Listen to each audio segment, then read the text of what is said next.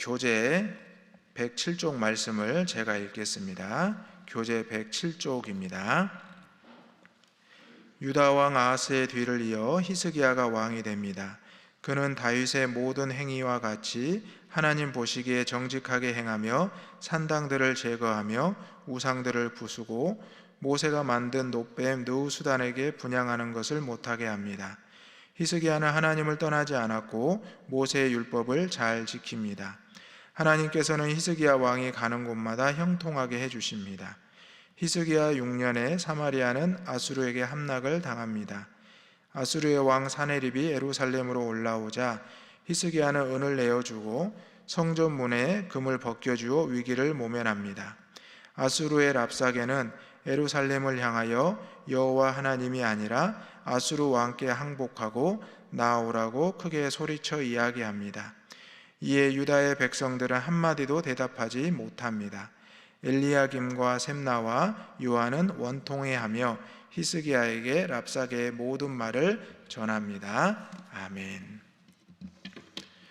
어제 열왕기하 17장의 말씀을 보게 되면 북이스라엘 즉 사마리아가 어떻게 멸망을 했는지에 대해서 자세하게 설명하고 있습니다.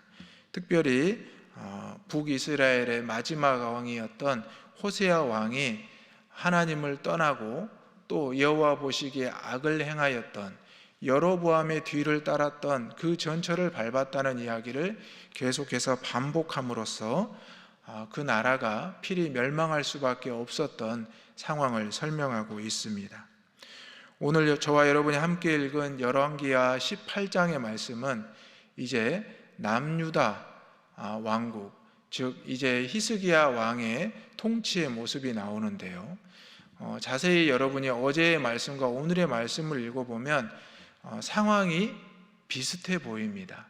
아수르라는 나라가 비슷한 시기에 북이스라엘과 남유다를 침공하고 또 위협을 했습니다.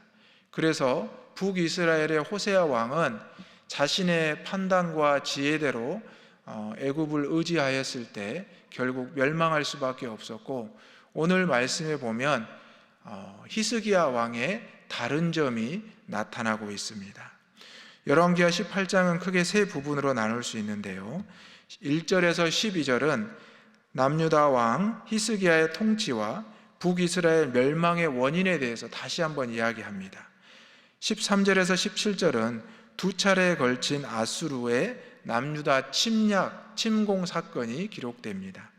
18절에서 마지막 37절은 히스기야를 향한 사네립의 신하 랍사게의 모독과 항복을 요구하는 장면입니다. 오늘 본문을 통해서 우리 그리스도인들, 신앙인들이 되새겨야 될 기도의 제목 세 가지를 함께 살펴보고자 합니다. 첫 번째 기도 제목은 여호와 보시기에 정직하게 행하게 하소서입니다. 여호와 보시기에 정직하게 행하게 하소서입니다.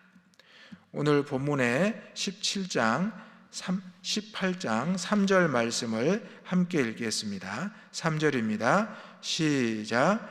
히스기야가 그의 조상 다윗의 모든 행위와 같이 여호와 보시기에 정직하게 행하여. 아멘.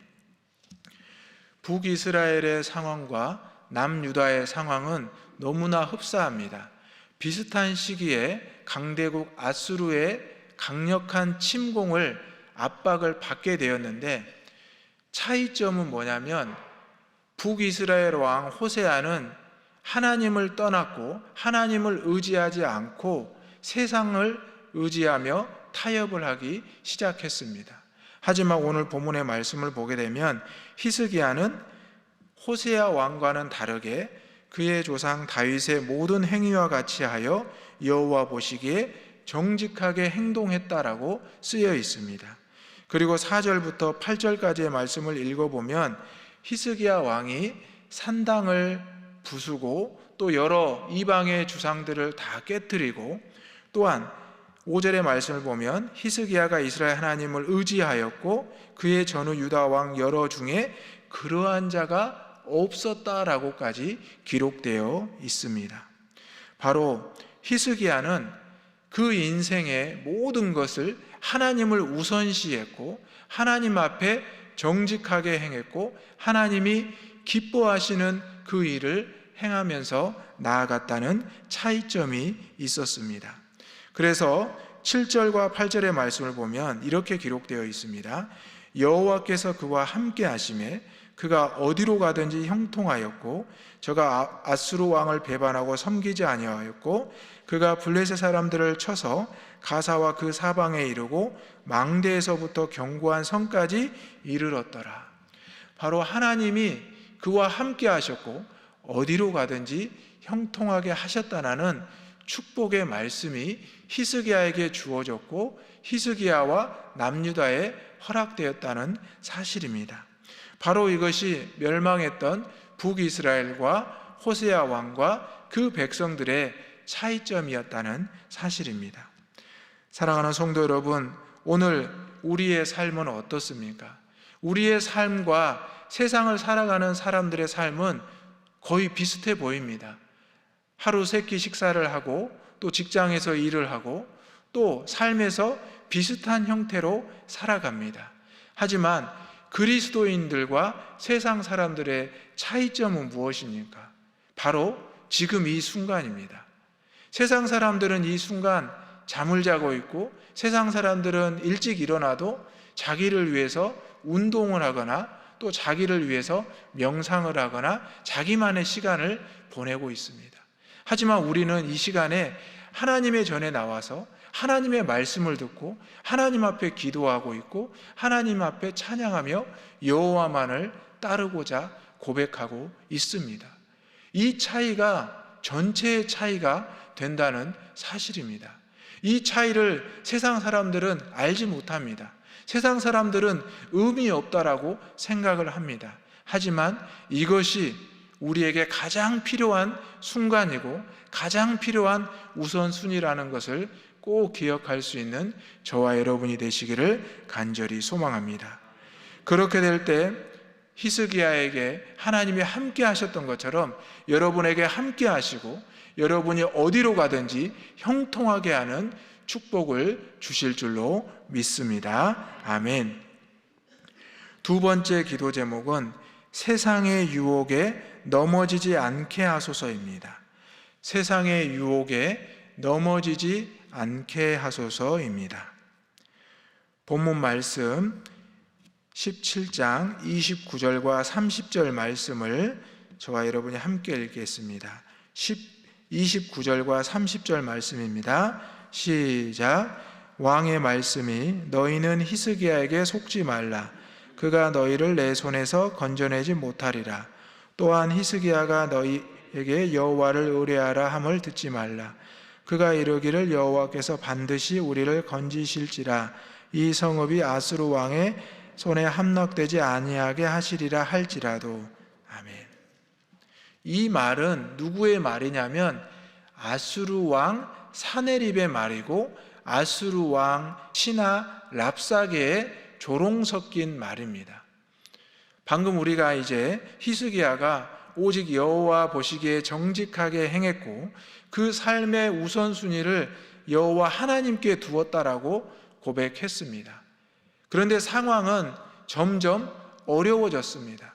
첫 번째 침공으로 인해서 유다의 모든 성읍들이 함락이 되고 말았습니다. 어쩌면 북이스라엘 사마리아 땅과 마찬가지 상황이 된 것 같습니다. 그런데 그때 히스기야 왕은 하나님 앞에 기도하며 매달렸고 결국 그는 랍사게를 또한 사네립을 은과 금을 통해서 물릴 수 있었습니다. 그리고 그가 이제 물러났고 은과 금을 받은 후에 다시 또 침공을 해왔습니다. 또 위기가 찾아왔을 때 이제 아수르 왕 사네립의 신하 랍사게가 히스기야 왕과 백성들을 조롱하기 시작합니다. 그러면서 랍사게가 계속 말을 합니다. 북이스라엘도 이미 멸망을 했다. 너희의 신 여호와가 너희를 지킬 수 없다. 너희의 왕 히스기야는 계속해서 여호와가 우리를 지켜주시고 우리를 보호하실 거라 말하지만 세상의 신들 중에 아수르 왕을 이겨낸 사람이 없다. 지금 상황을 보아라. 여러 이방 나라들이 다 무너졌고 너희와 한 나라였던 북이스라엘 사마리아도 무너지지 않았느냐. 결국 너희도 이렇게 될 수밖에 없다. 너희 왕 히스기야가 어리석게도 여호와만을 붙잡고 여호와가 우리를 지켜주겠다고 계속 말하고 있지만 그는 말뿐이다라고 계속해서 조롱하고 여호와를 모독하기 시작합니다. 심지어 그런 말도 합니다. 너희에게 말을 탈 수 있는 사람이 있다면 내가 말 2,000마리를 주겠다. 그래서 전쟁을 한번 해보자. 그래도 너희는 결코 우리를 이길 수 없을 것이다. 너희의 신은 이미 우리 아수르 왕 사네립에게 지고 말았다라고 단정적으로 말을 합니다. 그런데 여기를 살펴보면 히스기야 왕이 끝까지 여호와 신앙을 앞세우고 그 백성들과 신하들을 독려했다는 것을 우리는 랍사게의 말을 통해서 살펴볼 수 있습니다. 히스기야는 결코 항복하지 않았고 히스기야는 결코 여호와 신앙을 버리지 않았다는 사실입니다. 세상의 그 달콤한 유혹을 달변을 들었어도 결코 세상과 타협하지 않고 하나님 신앙을 지켰다는 사실입니다. 사랑하는 성도 여러분, 여러분이 세상에 나아가서 누군가를 만나면 누군가가 세상을 살아가는 이치에 대해서, 세상을 살아가는 상황에 대해서 설명해 주면 그게 참 맞는 것 같죠. 이렇게 사세요, 이렇게 한번 해보세요 하면 이게 참 맞는 것 같고, 내가 이렇게 해서 잘 살고 있어요, 그 사람의 이야기를 하는 거 보면 나도 그렇게 하고 싶습니다. 하지만 그것은 결국 여호와 하나님을 떠나는 것이고 세상의 삶으로 살아가는 세상의 유혹이라는 것을 여러분이 명심하시기 바랍니다. 세상의 말은 달고 우리의 삶을 송두리째 빼앗아 갈 수 있습니다. 어쩌면 하나님의 말씀을 지키는 것은 매우 어렵고 우리의 삶을 피곤하게 하고 우리의 영혼을 힘들게 할 수도 있습니다. 하지만 히스기야가 절체절명의 위기에서도 결코 하나님 신앙을 포기하지 않고 백성들과 신하들에게 끝까지 강조했던 것처럼 저와 여러분도 이 엄중한 코로나 상황에서도, 내가 힘들고 어려운 삶 가운데서도 세상을 향해서 믿음을 놓지 않아야 되는 것, 기도의 끈을 놓지 않아야 되는 것이 바로 여기에 있다는 것을 여러분이 기억하시기 바랍니다. 세상과 조롱과 멸시와 모독은 지금도 계속됩니다. 어쩌면 여러분이 이 새벽 제단을 끝나고 세상에 나가면 여러분에게 그렇게 질문하시는 분도 있을 겁니다.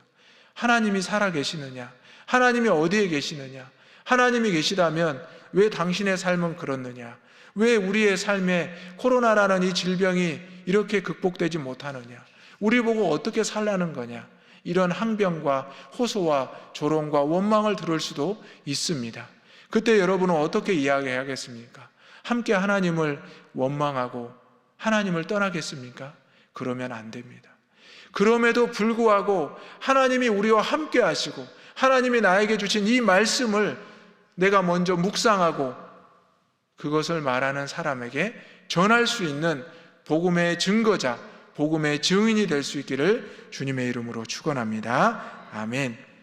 세 번째 기도 제목은 끝까지 신앙을 지키게 하소서입니다. 끝까지 신앙을 지키게 하소서입니다. 오늘 18장 36절 말씀을 다 같이 읽겠습니다. 36절 말씀입니다.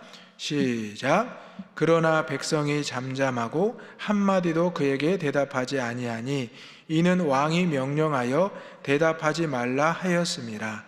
아멘.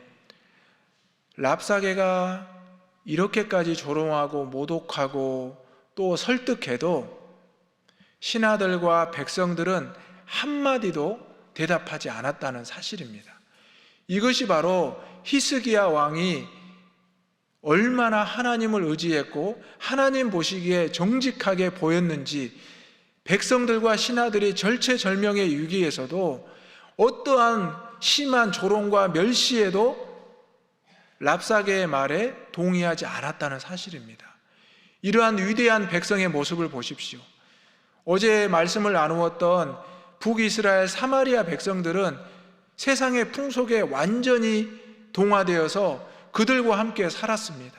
여호와도 섬기고 세상의 신도 섬기고 이방의 신도 섬기고 자기 마음대로 소견대로 살아버렸습니다. 결국 그리고 멸망당했습니다. 하지만 오늘 같은 위기와 상황에 처해 있었지만 하나님을 따르던 히스기야 왕의 말을 끝까지 믿고 따랐던 남유다 백성들은 그 신앙이 흔들리지 않았다는 사실입니다. 오늘 저와 여러분도 끝까지 신앙을 지킬 수 있는 믿음의 자녀들이 되시기를 소망합니다. 물론 우리의 삶이 너무 어렵고 힘듭니다. 지금까지 겪지 못했던 그 어려움을 우리는 겪고 있고 이겨내고 있습니다. 이 고난은 분명히 지나가게 될 줄로 믿습니다. 이 어려움은 분명히 하나님의 은혜로 극복될 줄로 믿습니다. 여러분이 그 주인공이 되시기를 주님의 이름으로 축원합니다. 아멘. 오늘 이 시간 오늘 주신 말씀을 생각하면서 함께 기도하겠습니다. 여호와 보시기에 정직하게 행하게 하소서. 세상의 유혹에 결코 넘어지지 않게 하소서. 끝까지 하나님 신앙을 지키게 하여 주옵소서. 다 같이 기도하겠습니다. 주여 믿습니다. 주여 믿습니다. 주여 믿습니다. 아버지 하나님,